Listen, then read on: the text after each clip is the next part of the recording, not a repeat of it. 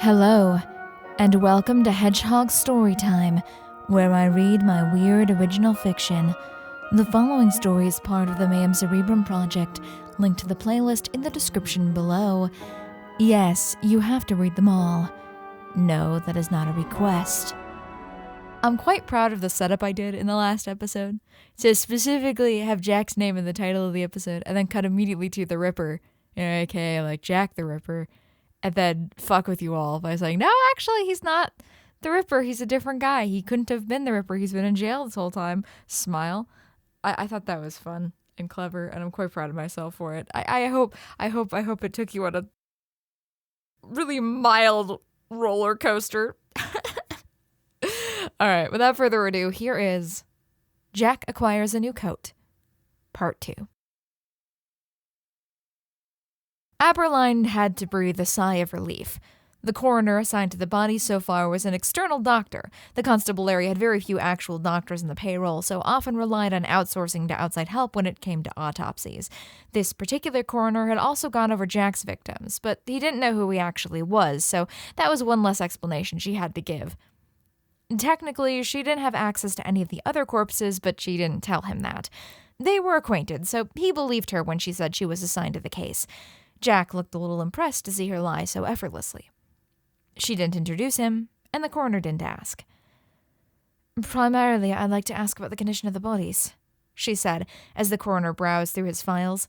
His office was well furnished and cozy, the light from the lampshade surprisingly warm against the grays outside. Jack looked wildly out of place with his ratty clothes and greasy hair. Here they are. The coroner adjusted his spectacles as he examined the several papers in the file he'd pulled out of a cabinet. Bah! Here they are. The coroner adjusted his spectacles as he examined the several papers in the file he'd pulled out of a cabinet, each written in his somewhat loopy scrawl. Yes, it looks like each of them were, painted women. Aberline shot Jack a look as his shoulders silently shook in the corner, but the coroner didn't seem to notice. All three between the ages of 30 and 45. You said this cadaver was younger. Aye, mid-20s, maybe. Jack chimed in. Might fewer layers of paint than expected. He did laugh this time, and the coroner looked confused. And each of them had their hearts removed. Aberline attempted to redirect the conversation. Yes, ripped right out. He nodded. It seems there may have been several delicate instruments involved, based on the marks on the bone. Delicate, you say, huh? Jack asked. Would you say they was a professional, then? Well, it depends on what sort of professional you mean. The coroner blinked. He definitely has a skill set. Knows his way around knives, does he? The glimmer in his eyes seemed to be making the coroner uncomfortable. I would say so. He seemed to hesitate, meeting his gaze. A butcher, maybe. Yeah, that was my thought as well. She was going to have to contend with Jack making a lot of people uncomfortable, wasn't she? There's another thing I'm curious about. Aberline pointed to the files in the coroner's hands, where the bodies were found. The coroner shuffled through the files again. The first victim was in an alley off Bram Street. More shuffling. The second was Justine's Way, and the third on the corner of Hawthorne and Stevenson. Aberline nodded to herself, trying to picture the map in her head. And with today's off Moreau, they're all actually pretty close to here. That's why the yard called for my services, the coroner added. So we should definitely focus on questioning around the immediate area. Aberline frowned, thinking, clearly the Ripper either lives or works within a mile or two of this area, perhaps both. Unless there's another reason he's picked this part of the city. Jack countered. Lots of whores in Albatross. That's true, but there are plenty of other districts with whorehouses. Why pick this one in specifics? Could be something else entirely. But it's a good place to start. Aberline took a deep breath. There was going to be a lot of work ahead of her now, and she had to keep Jack in line on top of that. But now she had a direction, at least. She glanced over at the sketches of the victims and the profiles that the coroner was still browsing through. She needed to solve this case. Because if she didn't, no one else would. Unfortunately, the glamorous part of the work, if one could call it that, was complete, and now the hard part began. Ideally, she would have been assigned a few patrolmen to help her, but the case wasn't serial, so no such luck. It would just be her and Jack, and it wasn't like she could let him out of her sight. He'd been behaving himself so far, but letting him wander off by himself was just asking for it. Aberline would have liked to canvass the entire neighborhood of Albuscross, interview as many people as she could. Anyone at all could have seen something important and not even know it, but with just the two of them, that would have taken days, if not weeks, and they didn't have time like that. So she narrowed down their targets. They visited every butcher shop in the area, interviewed every employee they possibly could. Most of them were typical salt-of-the-earth working men. She systematically went through the nights of the murders with each of them, but for the most part, they were all with their families or down at a pub when the murders were happening. One youngish fellow squirmed as he admitted that one of the nights he was with a lady of the night, but he swore it wasn't a live whore, still breathing. He had her name if they wanted it.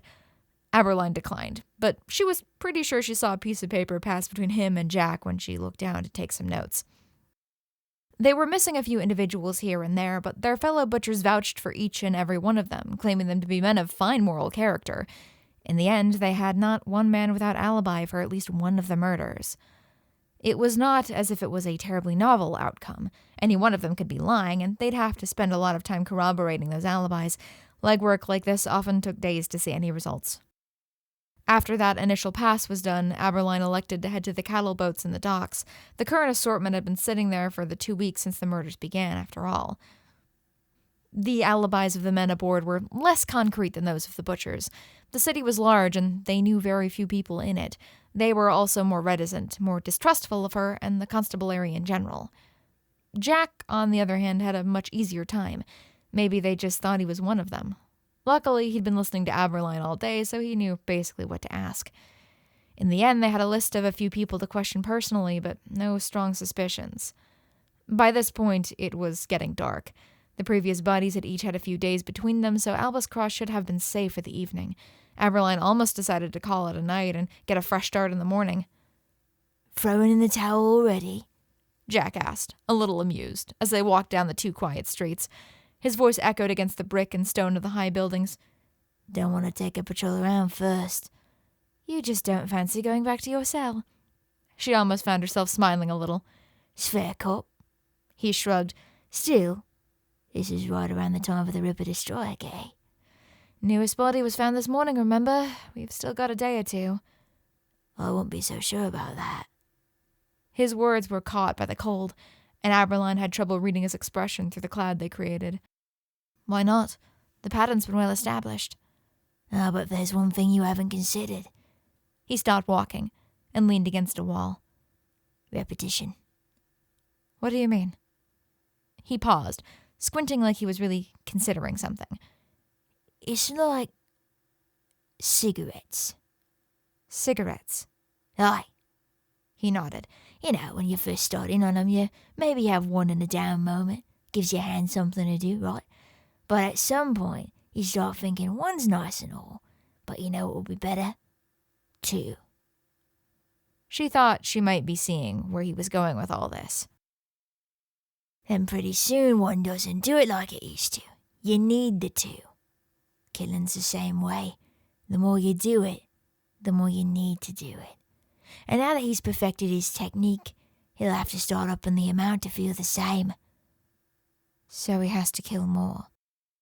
"It'll either be more frequent or more gruesome. You better pray it's not both." Aberline was tired. Her feet ached. At points she struggled to keep her eyes open. "You think he's going to strike again tonight?" "Oh, I think that's a likely possibility. Yeah. And if not tonight, odds are he'll soon hear the constabulary's after him." "I suppose it weren't the most subtle." "No, that's good. There's a reasonable possibility the attention causes him to panic. He panics. He's not thinking so hard about all the mistakes he's making."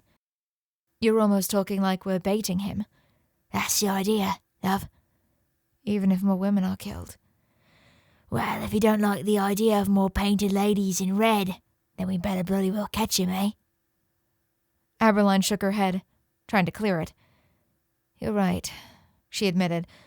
"But simply wandering Albuscross in the middle of the night, hoping we'd just run into him, won't do anything." "Ah!" Jack tilted his head in interest as she thought of something. There's a police depot right near here. Let's check there first and see if anyone's left a tip. Even if there was no official investigation, people had been writing in tips about the Ripper for the past week already. You couldn't trust most of them, of course, but it wouldn't hurt to check. The patrolman's eyebrows raised as they stepped inside. Don't ask about him. Aberline sighed. Anything come in about the Ripper recently? Actually, I was just about to bring this to the yard, but now that you're here, someone just left an anonymous tip not 10 minutes ago. Said they saw someone who matched the Ripper's description sinking right around Allen Street. That was about a 10-minute walk to the north. It might be nothing, Jack warned. Lots of people around here with long coats and shady dispositions. But it's better than what we have now, she insisted. Let's go. It only took 8 minutes to make it to Allen Street. If they hadn't kept moving, the frigid wind that swept between the buildings might have been more of a bother. This also meant that Aberline didn't necessarily want to stop, even when they reached their destination. Which way do you think we should go? She asked, still not willing to leave Jack on his own. Well, heading east is out of his turf so far, eh? Hellhole Street's pretty far north for him as it is. Aberline turned west, about to see what was down in that direction, when she froze. Jack, she hissed, grabbing his arm. He turned, and there, far down the street, a figure in a long coat stood stock still, staring at them. He was too far away to make out any features, but it seemed he guessed who they were. After one more second of hesitation, he turned and bolted. Before Aberline could so much as blink, Jack was off like a shot, chasing the man down. She almost called after him to wait, but there was simply no point when he was already a block away. Saints alive, she muttered, before scrambling after them, thankful that she was wearing her sensible shoes today. It occurred to her then, as she desperately avoided the bumps in the road, that if he wanted to, Jack could simply sprint away and she'd never be able to catch him. So why hadn't he? He was a very strange man, and Aberline was pretty sure she could never understand him, even if she really tried. Even now there was something a little inhuman about how he chased his target. He wasn't running right after him. Rather, he almost seemed to hold back a bit, just enough that he could lead the man into going exactly where he wanted him to. It was nearly predatory. Aberline shivered thinking about what it must be like to be on the wrong side of that hunt. And this was the monster she was going to set free after all of this was said and done. However, she did have to admit, he was bloody efficient. The way he herded his target allowed Aberline to catch up bit by bit, and it soon became clear to her that the only one in this whole cat-and-mouse game who was used to any sort of physical activity was Jack. The suspicious man had started to slow and stumble more, nearly tripping and falling several times. When Jack finally cornered him in a dead-end alley, he didn't even struggle. Jack grabbed him by the back of his coat and almost proudly presented him to Aberline. There we are. One Ripper right as rain. How much do you think I can rough him up before someone screams police brutality? No, you have it all wrong. The man tried to squirm out of his grip, but had too hard of a job getting his arms out of his coat sleeves. I'm not the Ripper.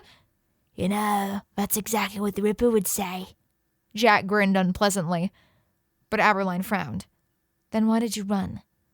Well, you looked like Compass, and I was afraid you would think I was him.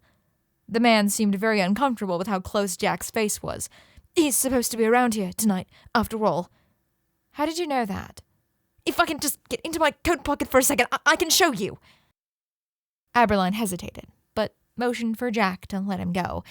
He almost growled in displeasure, but released his grip on the man and paced a few steps away to block his only exit. Here. The man began rifling through his pockets. My name is Lusk. I work for the Inquirer. Wait. Aberline blinked. You're Alfred Lusk? You know this sob? Jack asked, regaining interest. Only as the pain in the arse he's been for the last 2 weeks. Aberline huffed. Keeps hounding us for info about the Ripper and writing articles about him. He's the one who gave him that bloody name. The people deserve to know what's killing them.